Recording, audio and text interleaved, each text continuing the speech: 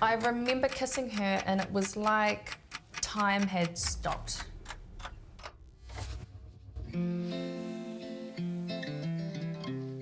I'm Courtney Sina Meredith. I'm a poet, I'm a playwright. Jet gold skies, the ether, mothers, daughters, mothers, lined for lines forever. They knew me like a song, they sung out my beginning.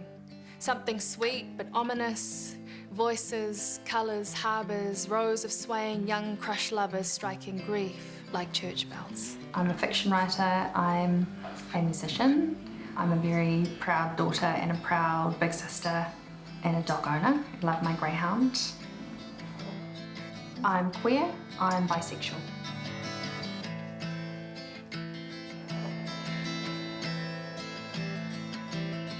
Around the age of about 12, I knew that I was boy crazy, but it turned out that I was also girl crazy as well.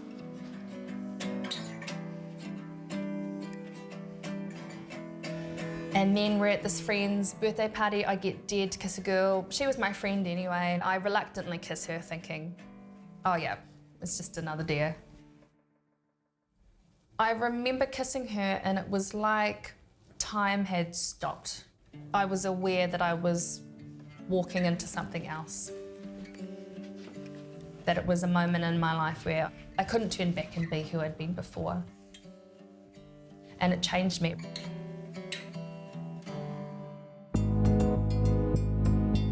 My mother has always been a really forward-thinking, progressive, liberal woman. She never made me feel as though being queer was a bad thing or something that anyone had to declare. When I brought this girl home and said, you know, Mum, she's my girlfriend, Mum knew what I meant, that she was my girlfriend.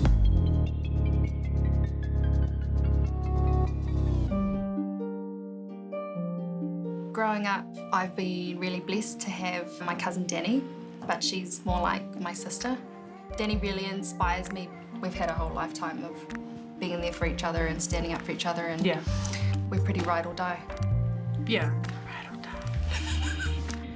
die. So I've been able to be quite fearless and to take risks because there's nothing she could do, and I know there's nothing I could do that would break our bond. Yeah. If she turned up with a dead body, I'd be like, let's get some shovels.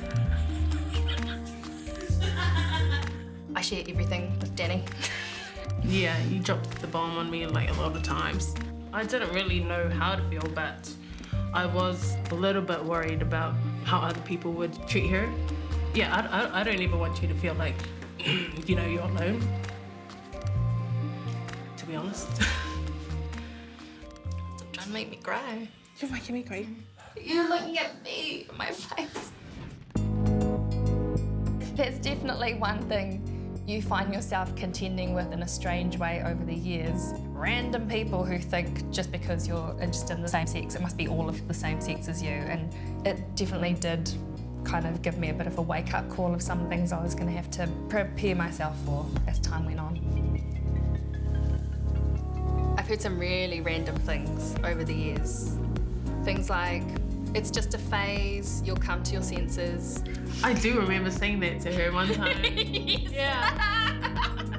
I don't really know. Like, I don't know any bisexual people, you know what I mean? But and then I realized, nah, this is actually like who she is. You're straight underneath it all. A lot of people are keen to believe that, and I know some people would be thinking, oh, it's true, it proves it. She's always been straight underneath it all. Does that just mean you're greedy? I think a lot of bisexual people actually have a harder time finding a mate than an easier time. So this idea that there's two lines out your door that you can choose from is a total misconception. Do you just want to keep your options open? Really hate that one. I always hear women say that after they've broken up with their boyfriend. I just always tell them, like, no, don't go and like break someone else's heart just because you're having a bit of a tutu. Does that just mean you can't commit? This one cracks me up the most because you are committed to being your true free self. So I think people who are out and proud and who are able to be out and proud show, you know, an abundance of commitment already. I've had people confront me about, you know, you think you're a Samoan, but you're not. Like, people will challenge me on way more personal, grittier stuff that's even closer to my heart than that. But for people to be like, oh, you're not enough, or you don't know the language, or you don't know the old ways, you need to go back home, that's been a lot more prevalent and tough to deal with than the sexuality thing.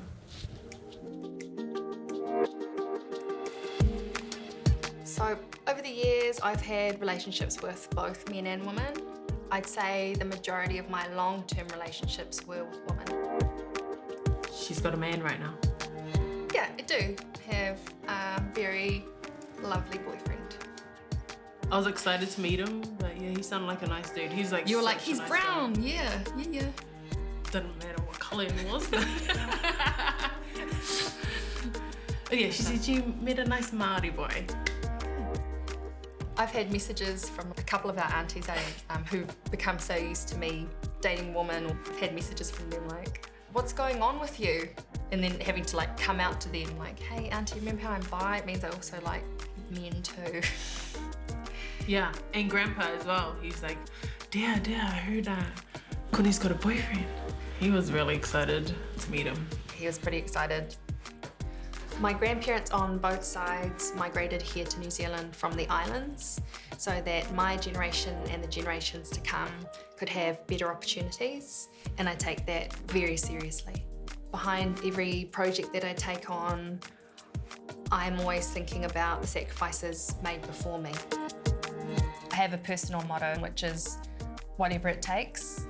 I've just applied that as well to living freely and loving the people that I love and making the choices that I want to make based on who I am and the people that I come from.